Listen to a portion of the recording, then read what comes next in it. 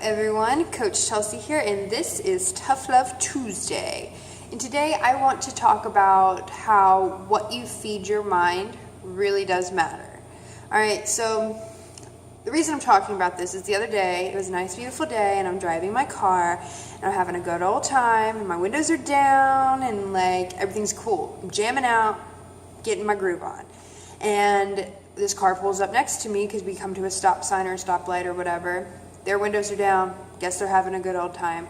Except for the fact that through their blaring radio, I happen to hear, I'm gonna beat that ass and get money and these bitches and like just some really vulgar derogatory things.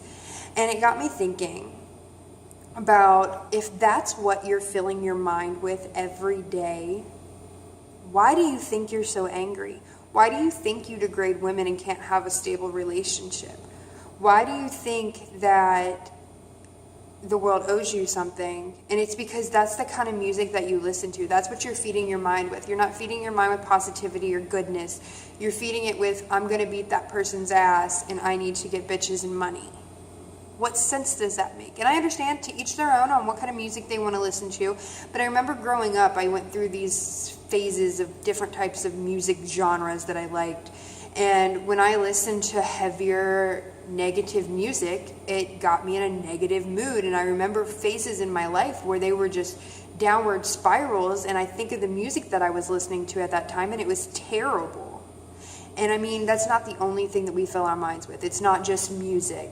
The average American spends 5 hours a day watching television.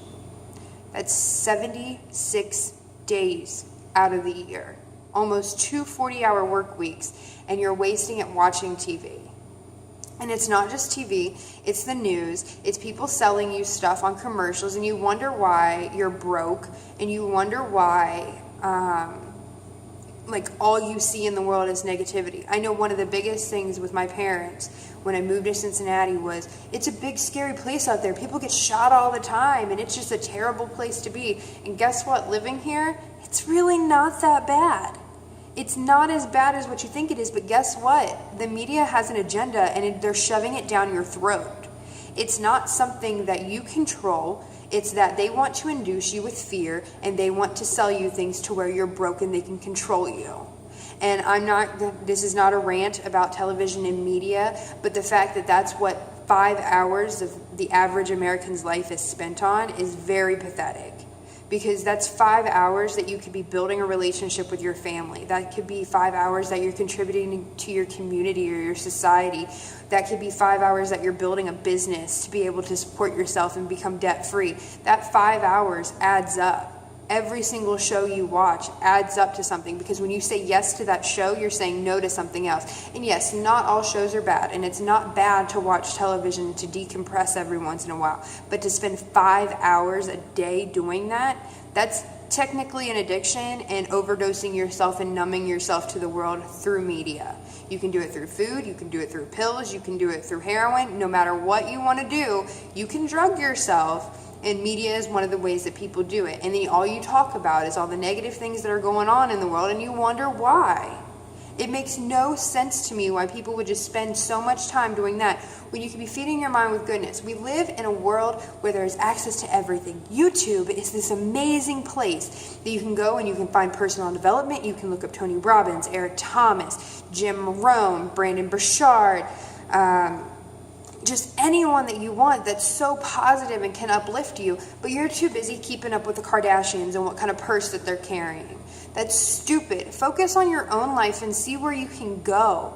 It makes no sense of people to be so wrapped up in other people's lives and other people's business, and then all it does is make you feel worse about yourself, and then you're not working on yourself to get anywhere, so it makes no sense. And you're filling your mind with negative things. Why do that? It's really hard to try to tune out things of this world, and people talk a bunch of negativity anyway.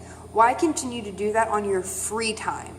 On your free time that you can use however you please to be happy, to be better, to do something. But no, you'd rather watch the news, scroll through Facebook, see what animals being abused, or what daycare sitters doing this, or what drama fights going on at this place. Like, why do that? Why take other people's burdens onto yourself like that? There's this awesome thing on Facebook, if you have Google Chrome, called the Newsfeed Killer, to where you can just check on the people you want and not have to scroll. There's all these ways that you can get in contact with positive people through the internet, that you can find positive influences and find people who are going to help build you and grow you up. We live in a world of such connectivity, yet it separates us and we use it for harm. What sense does that make?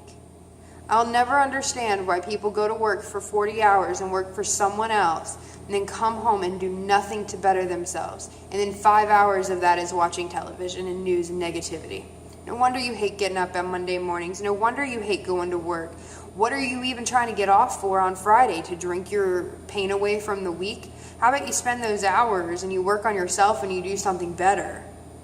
I swear I get so many excuses every day about why people can't do something. And it's not that you can't do something. It's that you're not willing to do something. You're not willing to give up TV time to be able to work out or to be able to build a business or to be able to go find a hobby that you absolutely enjoy or spend time with people who actually matter to you, because you're sitting on your couch watching television or you're listening to music on your way to work that angers you and you wonder why you hate your job. It makes no sense to me. But I'm going to stop ranting, and as Zig Ziglar says, what you feed your mind determines your appetite. So what are you eating today?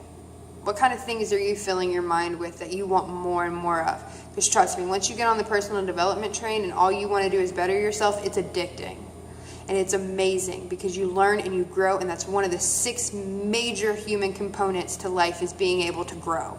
So stop being stagnant, listening to shitty music and shitty news and doing all the stuff that you shouldn't be doing to tear yourself down. We look so bad at ourselves because of the things that we're fed, and it sucks. So today I challenge you to do something better. Look up Tony Robbins. Look up Lewis Howes. Look up Eric Thomas. Look up Jim Rohn. Find someone who's successful and follow their lead. Don't follow the news and their stupid bullshit about somebody getting shot every day. Yes, it happens. It happens everywhere. But when was the last time you saw the news report 5 good things? It doesn't happen. Learn and face the facts that you're being controlled by something. And you can take back that control, but you can't be lazy about it. You can't fill your mind with the negativity or it will get to you. You can't fill your mind with the what ifs and the should haves. You got to fill your mind with the presence and the will happens. And the things that will bring you to closer to who you want to be and eventually closer to being your best self. I'll talk to you guys soon. Bye.